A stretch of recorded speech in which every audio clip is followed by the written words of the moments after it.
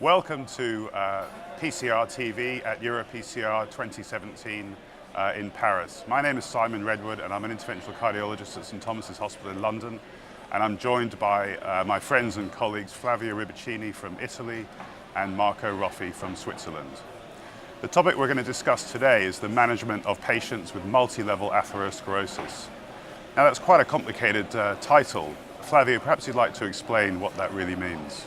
Simon, atherosclerosis is a diffuse disease. So we, as cardiologists, we are used to think about coronary artery disease. But all our patients have, in a certain way, a silent form of vascular involvement because of atherosclerosis. When the degree of the atheroma becomes symptomatic, or it's diagnosed by invasive or non-invasive means in different districts, which may be the renal artery, the aorta, the peripheral, leg disease, carotid, any artery can be involved in this process. Patients complaining from angina may have also atherosclerosis in another district, and this is the multilevel patient. It's a high-risk patient. Normally it's an elderly patient. It's a very important population which is getting more and more common with the life expectancy in our world. So it's definitely an important topic. Excellent. Marco, tell me, what do you think of the principles of management of these patients? The idea is we treat first the symptomatic district. So assuming the patient comes in with unstable angina and at the same time has a severe asymptomatic carotid stenosis, so we should focus first on the heart. The opposite would be true. The patient comes in with TIA and we find a symptomatic carotid stenosis. At the same time, the patient has non-invasive imaging for the coronary artery showing ischemia, silent ischemia. In this case, first should be treated the carotid. And Flavio, this is a topic which spans many specialties, but why should we as interventional cardiologists be interested in this? Well, this is a very important issue. The patient with atherosclerosis may complain, most of the times they complain because of coronary artery disease. So it's why we get involved. But as I said, the disease is ubiquitous. The cardiologists are clinicians, basically. So the follow-up of these patients, the medical therapy is key on the long-term outcome. So we have to look for the involvement of other districts, and there is where we can meet other colleagues. Of course, you have to discuss a carotid disease with your neurologist. The treatment will be shared or discussed with the vascular surgeons, and this is all the same. Cardiac surgeons are involved on the treatment of patients with CAD.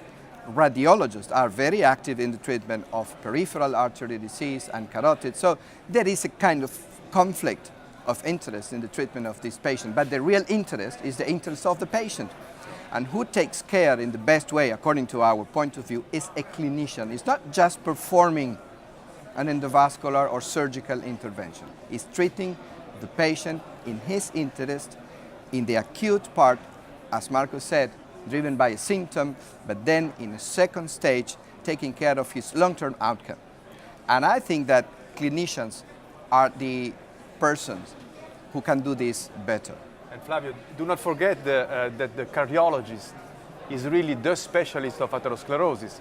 And clearly, there are differences whether atherosclerosis is involving the heart or the cerebrovascular, the renal.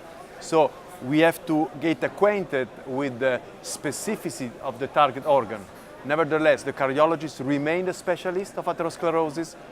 The principle of the medical management are the same, and frequently the principle of interventional endovascular treatment are also the same. So with some dedicated training, interventional cardiologists are well suited for the management of those patients. And obviously, the patient loves to be treated by the same doctor, assuming he has the skills and the knowledge to do that. So I agree totally with what you say, but what evidence or data are there to support the management of patients with multi-level disease? So we know certain things and we don't know other things. So first of all, we know that patients with multi-level disease are at increased risk of late events. We know this from the REACH registry. The more symptomatic territory you have, the higher is your risk of mortality and major cardiovascular events at 3 and 5 years. What we don't have is the specificity of the treatment of those patients within randomized controlled trials, because obviously those patients were excluded from those trials. So Flavio, what is your approach for those patients? Certainly the scientific evidence is rather weak. These patients are not part of randomized trials, are common patients, are high-risk patients. What is clear is that the larger the involvement of different territories, the worse will be the long-term outcome. This is clear.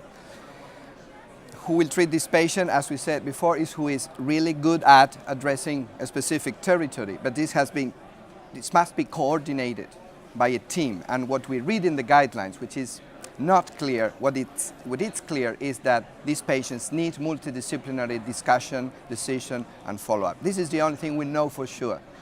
Then the rest... If I may interrupt you, in addition, we expect, having the highest risk, we expect also the greatest benefit in terms of aggressive lifestyle changes and lipid-lowering therapy and aggressive secondary preventive measures. This is why the clinician's role might be in this setting more important than the technical role of performing the intervention itself. Thank you. So, in summary, as cardiologists, we see lots of patients that have multilevel atherosclerosis. Even though there aren't much in the way of data on how to best treat these patients, they are important. They're excluded from the randomized trials, largely because they're higher risk. We've discussed that we should be treating symptoms first, and once we have treated symptoms, then it's very important to keep these patients under follow-up, to treat them very aggressively with secondary prevention, and then subsequently treat any subsequent symptoms that they develop. Thank you very much from PCR TV at EuroPCR 2017, and thank you, Flavio, and thank you very much, Marco. My pleasure.